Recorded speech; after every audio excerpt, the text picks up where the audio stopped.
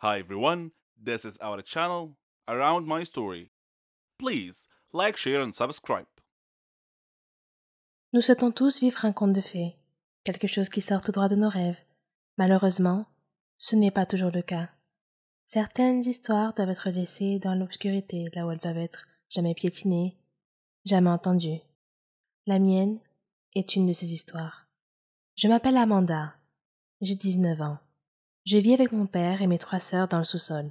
Oui, vous m'avez entendu, le sous-sol, pour nous protéger des envahisseurs extraterrestres. Je ne suis pas folle, c'est vrai. Et le plus étrange reste à venir.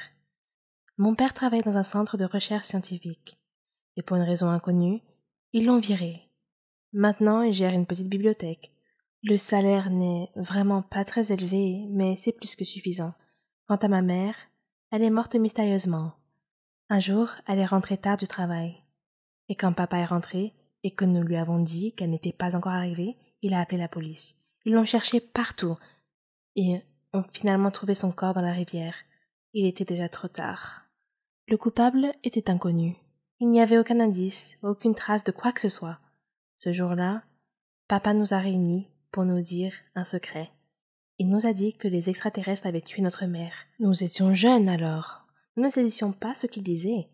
Mais nous savions que papa ne mentirait pas. Il nous a aussi montré un papier avec une écriture étrange.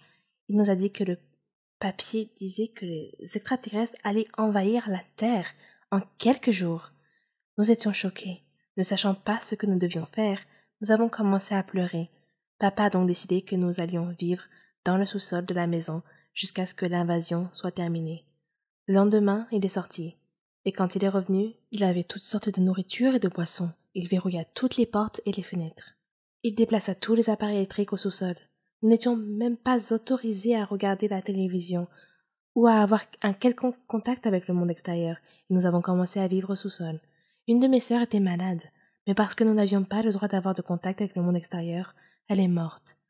Les jours passaient, l'un après l'autre. Nous étions complètement isolés.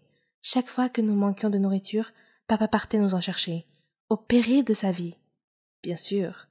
Il nous enfermait toujours dans la cave pendant son absence. Un de ces jours, papa était parti pour nous chercher de la nourriture, mais quand il est revenu, il pleurait. Il disait que des extraterrestres avaient envahi la Terre, que la race humaine était en voie d'extinction, que nous étions parmi les rares qui restaient sur la planète. Après cela, le comportement de papa est devenu plus étrange. Il s'asseyait seul et marmonnait tout seul. La mort arrive. Tout est perdu. Et le temps passait indéfiniment. Des années semblaient s'être écoulées dans ce sous-sol. Un jour, papa est revenu de son voyage. Il avait un regard étrange et effrayant dans ses yeux, et il avait un pistolet à la main. Il nous a regardés et a dit « Je ne permettrai pas aux extraterrestres de vous tuer. Je vais vous épargner leur torture. Je vais mettre fin à cela moi-même. » Et il a pointé le pistolet dans notre direction. Mes sœurs et moi avons couru vers la porte, en la frappant de toutes nos forces, en appelant à l'aide.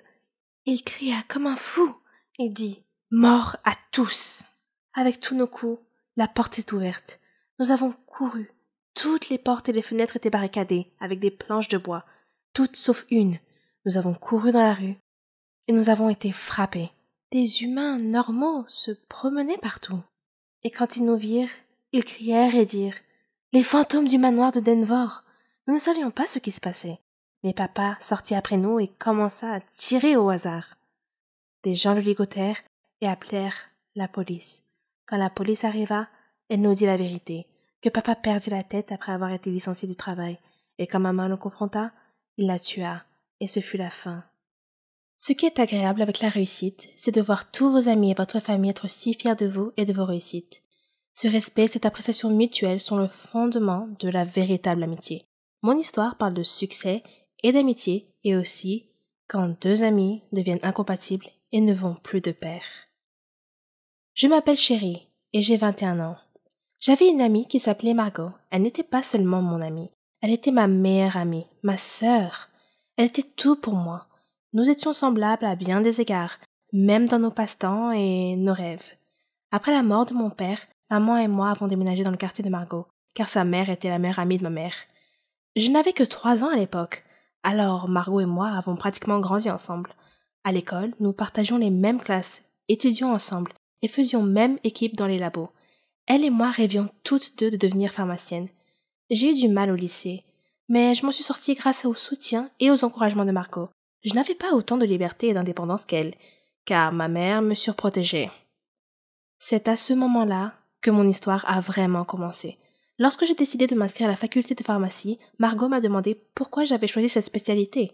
Je lui ai répondu que mon père était mort d'une maladie maligne, incurable, et que mon rêve était de trouver un remède à cette maladie pour sauver des vies. J'ai étudié dur et je me suis inscrite avec succès à la faculté de pharmacie. Margot était très heureuse pour moi et elle m'a promis de rester concentrée sur la découverte du remède contre la maladie mortelle que je cherchais si passionnément. Je lui ai demandé de rester à mes côtés à tout instant, ce qu'elle a fait avec plaisir.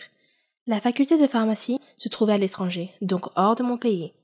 Je serais indépendante et libérée du contrôle étouffant de ma mère. Franchement, j'avais hâte d'y être. Margot et moi avons trouvé un endroit où loger près de la faculté, dans une auberge de jeunesse avec un groupe de filles de différents pays. Contrairement à moi, Margot a pu facilement se lier d'amitié avec elle. Nos études n'ont pas été faciles au début, mais nous avons travaillé dur et nous nous sommes débrouillés. J'étais tellement excitée de me plonger dans mes recherches et d'en apprendre le plus possible. J'interrogeais constamment les instructeurs et les médecins pour élargir mes connaissances. C'était mes débuts, et Margot est restée à mes côtés tout ce temps. Finalement, nous avons été diplômés de la faculté et avons entamé nos carrières. J'ai commencé dans une entreprise pharmaceutique et elle dans une autre. Nous étions maintenant des concurrentes en quelque sorte. Pour préparer mes recherches privées, j'ai loué un appartement près de mon entreprise. Margot a fait de même près de son entreprise. Elle me demandait toujours comment se passaient mes recherches. Elle savait que j'essayais de développer un antibiotique pour guérir la maladie mortelle de papa. Mais ce n'était pas facile, car le système immunitaire de l'organisme attaquait l'antibiotique et le détruisait avant qu'il ne puisse détruire les cellules malades.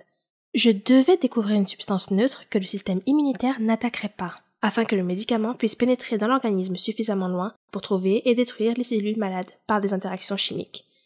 Mon premier travail de recherche a été rejeté, mais j'ai continué à essayer, et à chaque tentative, je découvrais quelque chose de nouveau. À cette époque, Margot était également occupée par son travail. Un jour, elle m'a appelée. Elle pleurait parce qu'elle avait été renvoyée de son travail. Il l'accusait d'avoir volé une étude importante. Je lui ai dit qu'elle était tellement compétente dans son travail qu'elle ne devait pas être triste, mais plutôt essayer de trouver un emploi dans mon entreprise. Je lui ai dit que je la recommanderais à mon directeur. Elle m'a serré dans ses bras et m'a beaucoup remerciée en disant « Tu es vraiment la meilleure amie du monde, chérie !» Le lendemain, j'ai parlé de Margot à mon directeur et lui ai dit qu'elle cherchait un emploi et qu'elle attendait dehors. Il lui a fait passer un entretien et lui a donné un emploi. J'étais tellement heureuse qu'elle et moi travaillions dans la même entreprise. Margot a continué à me poser des questions sur mes recherches et je lui donnais des nouvelles de temps en temps. J'hésitais à lui en dire trop, mais après tout, c'était ma meilleure amie. Alors, je l'ai invitée chez moi pour lui parler de mes recherches. Margot n'était pas aussi heureuse que je le pensais d'entendre parler de mes progrès, mais je me suis dit que c'était à cause de son récent licenciement. Mes recherches personnelles prenaient tout mon temps. Elles étaient même plus importantes que mon travail. Un jour, lorsque je me suis présentée au travail, mon responsable m'a dit qu'il n'avait plus besoin de moi et que j'étais licenciée, virée. J'étais choquée et j'ai demandé pourquoi. Il m'a répondu que je passais trop de temps à la maison à faire mes recherches personnelles et trop peu de temps au travail. Il m'a dit qu'il avait envoyé plusieurs lettres à mon domicile me demandant de revenir travailler et que je ne lui avais pas répondu et que je n'étais pas revenue au travail. Il m'a dit que ma colocataire, Margot, avait reçu les lettres en mon nom et avait promis de les remettre. J'étais choquée.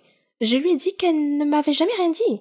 De retour à la maison, j'ai confronté Margot et lui ai demandé pourquoi elle ne m'avait pas remis les lettres de mon patron comme elle l'avait promis. Elle s'est excusée et a dit qu'elle avait reçu les lettres, mais qu'elle était si occupée qu'elle les avait mises de côté et oubliées. Je lui ai pardonné, mais j'ai eu l'impression qu'elle n'était pas tout à fait honnête avec moi. J'ai mis l'affaire de côté et lui ai dit que le fait d'être licenciée me permettrait simplement de libérer du temps et d'en consacrer davantage à mes recherches personnelles. Quelques jours plus tard, Margot m'a appelée pour me demander de venir faire la fête avec elle, et je lui ai demandé de quoi il s'agissait. Elle m'a dit qu'elle avait obtenu une promotion et pris ma place au travail, mon ancien emploi. J'étais heureuse pour elle, mais en même temps, je sentais que quelque chose clochait dans cette histoire. Et ce sentiment semblait s'amplifier. Le temps s'est écoulé et mes expériences ont finalement été couronnées de succès. J'avais réussi à trouver le médicament qui pouvait détruire les cellules malades. J'étais aux anges. Papa aurait été si fier de moi. J'ai appelé Margot et lui ai parlé de ma découverte. Elle m'a dit « Oh, chérie, tu as réussi !» Tu as découvert le remède !» Je lui ai dit que j'avais l'intention de présenter bientôt mes recherches à une autre société pharmaceutique, une société qui était meilleure que la précédente qui m'avait licenciée. Elle avait l'air heureuse pour moi, mais avait un regard étrange. Je me sentais fatiguée et j'ai souhaité bonne nuit.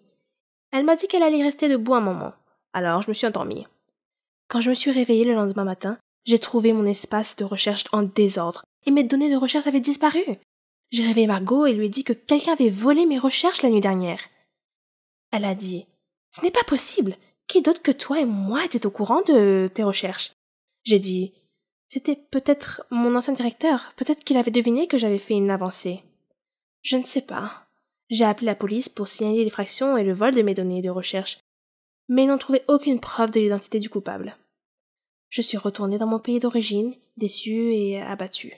J'ai trouvé un autre emploi, dans une entreprise proche de chez moi. De nombreux mois s'étaient écoulés. Je n'étais plus en contact avec Margot. Nous avions perdu le contact quelque part en cours de route. Et puis un jour, maman regardait la télévision. Quand elle a soudain vu une émission qui allait parler d'un nouveau médicament qui traiterait et guérirait la maladie maligne de papa. Ils allaient interviewer l'inventeur de ce remède miracle. Je me suis assise, captivée. Je devais la regarder.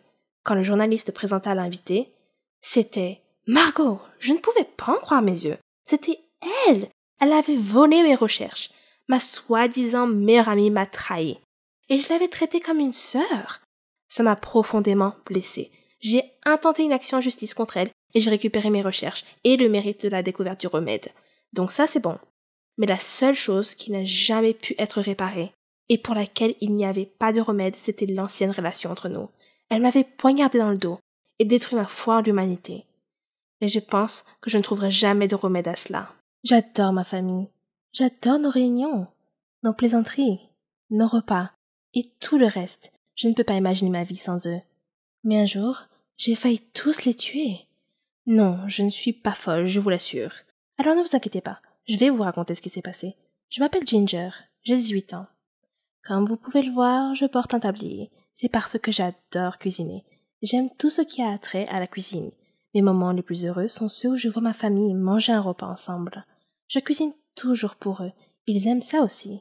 Et ils me soutiennent. Ils me laissent essayer différents plats de différents pays. J'aime écouter leurs opinions sur mes compétences culinaires. Je suis également accro aux émissions de cuisine. Un jour, ma cousine Charlotte est venue nous rendre visite avant Thanksgiving. Elle aime s'habiller tout en noir, et aujourd'hui n'a pas fait exception. Pour une raison quelconque, elle m'avait appelé plus tôt et m'avait demandé si j'avais déjà entendu parler de la malédiction du jour de Thanksgiving. J'ai répondu non, bien sûr. Alors elle m'a dit que la malédiction s'appliquait aux grandes familles qui mangeaient un grand repas ensemble à Thanksgiving. La malédiction était le résultat d'un esprit maléfique nommé Vicky, qui possédait le corps du cuisinier dans une certaine famille et empoisonnait toute la famille. Elle a dit que Vicky était une femme au foyer qui était une excellente cuisinière et qui aimait sa famille. Et pourtant, elle les a tous empoisonnés pendant le repas de Thanksgiving. Elle les a regardés mourir un par un. Puis elle s'est suicidée en apothéose. Au début, j'ai pensé que Charlotte plaisantait et essayait de me faire peur. Et je lui ai dit que c'était absurde, juste un récit de grand-mère. Mais elle a dit que toutes les légendes étaient fondées généralement sur des faits. Je me suis arrêtée une seconde. C'était vrai, je pensais. Je suis allée dans ma chambre et j'ai cherché sur Internet. J'ai trouvé les mêmes informations sur la malédiction qu'elle m'avait transmise, ce qui m'a effrayée encore plus. Et Vicky était exactement comme moi, ou était-ce le contraire? Je me suis retenue de creuser la question. Je devais me concentrer sur la préparation du repas. Le jour de Thanksgiving, mon père a fait quelques courses, parmi lesquelles il y avait une bouteille d'un liquide blanc, que j'ai supposé être du lait, bien que cela sentait bizarre, mais je pensais que j'imaginais des choses. Ma tante appela pour dire qu'elle arriverait quelques minutes plus tard. Alors j'ai dû me dépêcher pour terminer le repas rapidement. Ma touche finale était le dessert. Ce serait un bonbon à la citrouille. Je le préparai en utilisant le lait que papa avait ramené à la maison. Après que tout le monde soit arrivé, je servis le dîner, et nous nous assîmes tous et priâmes avant le repas. Puis tout le monde commença à manger. Les choses se passaient bien. Tout le monde discutait joyeusement et me complimentait sur la nourriture. J'étais ravie, mais je n'arrivais pas à me défaire de cette impression que quelque chose n'allait pas.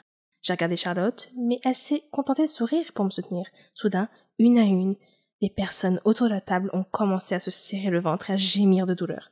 La dernière chose avant que je perde connaissance a été mon frère appelant l'ambulance. Lorsque je me suis réveillée plus tard, j'étais allongée dans un lit d'hôpital aux côtés de tous les membres de ma famille, qui étaient également allongés dans les lits d'hôpital. Le médecin est entré et a annoncé avec joie que nous allions tous nous en sortir. Puis, il m'a regardé, m'a fait un clin d'œil et m'a dit « La prochaine fois, jeune fille, je vous suggère de ne pas utiliser de la peinture blanche dans votre cuisine. » Et c'est ainsi que j'ai presque tué ma famille aimante.